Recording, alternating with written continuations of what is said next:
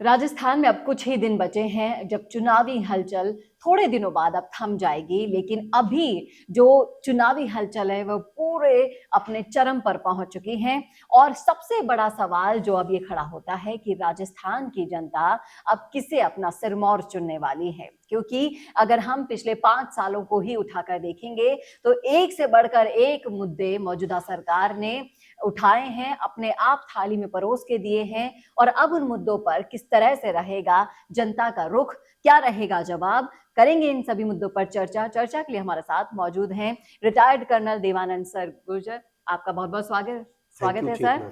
मैं आपसे ये जानना चाहूंगी कि आप जनता के बीच जाते ही रहते हैं, लोगों से बातचीत करते रहते हैं, मानस उनका आपको पता होगा कि इस बार जनता क्या सोच रही है, क्योंकि राजस्थान की अगर जनता की बात करें और गवर्नमेंट की अगर बात करें तो इस बार पेपर लीक हो रहा है, महिलाओं पर अत्याचार नहीं रुक रहे हैं, अपराध ने अपने सारे रिकॉर्ड तोड़ दिए हैं। तो हर तरफ अगर आप देखेंगे तो एक हाहाकार सा मचा हुआ है, कहीं फील नहीं आया कि हम एक गवर्नमेंट के अधीन रह रहे हैं। कोई नहीं है, ना पुलिस है, ना कानून है, ना कोई सुरक्षा है। तो क्या इस आप जनता के बीच जाते रहते हैं तो जनता क्या सोच रही है? देखिए, सबसे पहले मैं बताना चाहूंगा चेतना जी, बहुत बहुत धन्यवाद आपका कि आपने ऐसा मुद्दा उठाया है जो प्रदेश के हर नागरिक से जुड़ा हुआ मुद्दा है, प्रदेश की सुरक्षा से जुड़ा हुआ मुद्दा है। और इसके अंदर मैं यही कहना चाहूंगा कि देखिए, पिछले 5 वर्षों में जो मौजूदा कांग्रेस सरकार है उसके कर्म और उसके कार्य अच्छे नहीं रहे हैं, ऐसा प्रदेश का हर नागरिक मानता है। पर मैं उन मुद्दों पे आऊं उससे पहले मैं प्रदेश के नागरिकों से एक आग्रह करना चाहूंगा। देखिए, हमारी हर व्यक्ति की एक एक एक विचारधारा होती है। हम एक विचार के साथ जाते हैं, क्यों जाते हैं उसके विभिन्न कारण हो सकते हैं। अपना पारिवारिक कारण हो सकता है, आपकी मानसिकता हो सकती है, आपके अच्छे उसने आपके परिवार को कोई नौकरी दी हो, कुछ बहुत सारे कारण हैं। पर देखिए, ये चुनाव में प्रदेश के नागरिकों से एक सामान्य सैनिक होने के नाते मैं आग्रह कर रहा हूं, विचार विमर्श कर रहा हूं। क्या आपको उस सरकार को वोट देना चाहिए या उस व्यक्ति को वोट देना चाहिए जो सिर्फ आपको व्यक्तिगत तौर पे जानता है या आपके घर पे आकर के आपसे हाथ जोड़ लिए कहेगा मेरे को वोट दो, या आपको कुछ प्रलोभन देता है, या उस पार्टी को देना चाहिए जो आपको प्रलोभन देती है विभिन्न प्रकार के करने का उसका इतिहास खराब रहा है। फैसला आपका है, आपको फैसला करना है। इसके साथ मैं आता हूं कि जो मौजूदा कांग्रेस सरकार क्यों राजस्थान प्रदेश की जनता मन बना चुकी है कि इनको यहां से उखाड़ के फेंकना है। ये मैं प्रदेश की बात कर रहा हूं, मैं कोई पार्टी पॉलिटिक्स की क्यों कर रहा हूं। आपने खुद ने कहा कि चेतना जी देखिए, उन्होंने 5 वर्ष तक 4 वर्ष तक ये सरकार सोती रही। जी बिल्कुल बिल्कुल सोती रही, आपस में लड़ते रहे, कभी चीफ मिनिस्टर लड़ते रहे, कभी कोई होटल में जाके बैठते रहे, क्योंकि इनके घर का पैसा था क्या? ये नहीं, इनको घर का पैसा नहीं था, ये हमारे प्रदेश का पैसा लुटवा रहे थे आपस की लड़ाई में। मेरे को सीएम बनना है, उसको सीएम बनना है। देखो भाई, देश हमारे प्रदेश के नागरिकों आप तय करो, क्या वैसी सरकार चाहिए बना लो, मुझे कोई फर्क नहीं पड़ता है, पर भुगतेंगे आप। पर रही बात जो हमारे प्रदेश की नागरिक जनता मन बना चुकी है चेतना जी इस बार कि हमको ऐसी सरकार नहीं चाहिए। क्यों बना चुकी है? 4 साल तक काम नहीं किया, परिवार की लड़ाई, अपनी पार्टी की लड़ाई लड़ते रहे और नाम विभिन्न सौहार्द खराब करते रहे। उनके पार्टी के सीएम, पार्टी के एमपी, पार्टी के मंत्री लड़ते रहे और प्रदेश को जातियों में बांटने का आपने कुकर्म किया है इन लोगों ने। कभी कोई जाट बना दिया, किसी को गुजर बना दिया, किसी को कुछ बना दिया। ये पहला इनका कुकर्म है। और प्रदेश नागरिकों आप समझ लो, इस जातिवादी के चक्कर में वोट करोगे तो ऐसी ही सरकार मिलेगी, यही होगा। नेक्स्ट आपके साथ क्या होता है? आपने चेतना जी बड़ी गंभीरतापूर्वक, जब 4 साल तक काम नहीं हुआ, लूट लिया, प्रदेश को सारा कर लिया, आखिर में इन्होंने क्या कहा? आकर के कहने लगे, रेवड़ियां बांटने लगे। जी बिल्कुल। और मैं कह रहा हूं, मैं नहीं कह रहा हूं, आप जहां जाइए गांव में जो रेवड़ियां बांटी है ना, ये मोबाइल दे दो, अरे भैया आपके घर का पैसा है क्या? पार्टी फंड से दे रहे हो? पार्टी फंड से आप दो तो बात करो, और वरना हमारे पैसे का दुरुपयोग करना बंद करो। ये पहली चीज है। और नागरिक को आप भी देख लो। और मैं आपको बता रहा हूं चेतना जी, जो ये बांटे ना इन्होंने, पैसा हमारा बर्बाद कर दिया और कोई इनको वोट नहीं देने वाला इसके कारण। लेकिन जो सबसे बड़े प्रदेश के मुद्दे, सबसे पहला मुद्दा तुष्टीकरण का, इन्होंने 4 साल में क्या किया?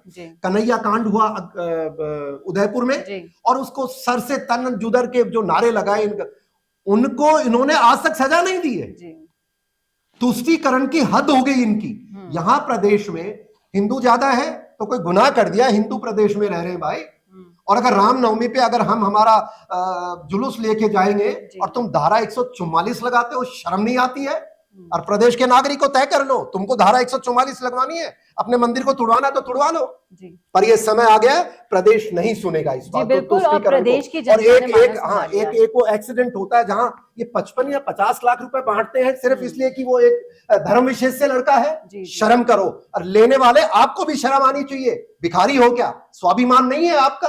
तो इस तरह के लोगों का बिल्कुल सरकार में नहीं आना चाहिए। तुष्टीकरण हाईएस्ट डिग्री धर्म के नाम पर इन्होंने बदनाम किसको करते हैं? बीजेपी को। अरे बीजेपी ने तुम्हारा क्या कर दिया भाई? कौन सा बीजेपी ने तुम्हारे आके? पैसा तुम बांटते हो धर्म के नाम पर, स्कूल और हॉस्टल तुम खोलते हो एक विशेष धर्म के नाम कर। एक पीएफआई टेररिस्ट ऑर्गेनाइजेशन, उसको ये रैली की इजाजत देते हैं। चेतना जी, प्रदेश के वासियों सुन लो, ये तुम्हारी सुरक्षा का सवाल है, मेरी सुरक्षा का सवाल है। ये उग्रवादी को तो देते रहे एक धर्म के नाम पर। अरे हिंदुओं को मना क्यों भाई? हिंदू कहां यहां से बाहर जाएंगे क्या?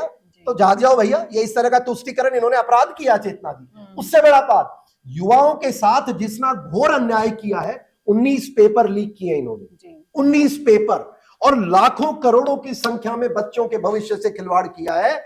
और वो तो खिलवाड़ सबको पता है, उसके बाद जो पकड़े जा रहे हैं उनको भी बचाने का प्रयास हो रहा है। जी बिल्कुल। अब जो ये तुष्टीकरण की जो राजनीति की है, और चाहे प्रदेश का युवा हो, बेरोजगार हो, महिला हो, बुजुर्ग हो, अब समय आ गया है इस तुष्टीकरण की राजनीति का जवाब देने का क्योंकि अब जो जवाब आप देंगे उस जवाब के बाद ही आपके साथ ये दोबारा ना हो, इसकी गारंटी भी आपकी ही होगी। इसलिए सोच समझ के अपने मताधिकार का प्रयोग कीजिएगा और ऐसी सरकार चुनिए जो आपके इन सारे मुद्दों को सुलझा सके। मैं एक आखिरी बात और नागरिकों से करना चाहूंगा, आप जो सरकार चुनो आपकी मर्जी है, वोट जिसको दो आपका अधिकार है, पर पहली चीज याद रखना, क्या ऐसी सरकार चाहते हो कि 4 साल कुर्सी के लिए लड़ते रहे?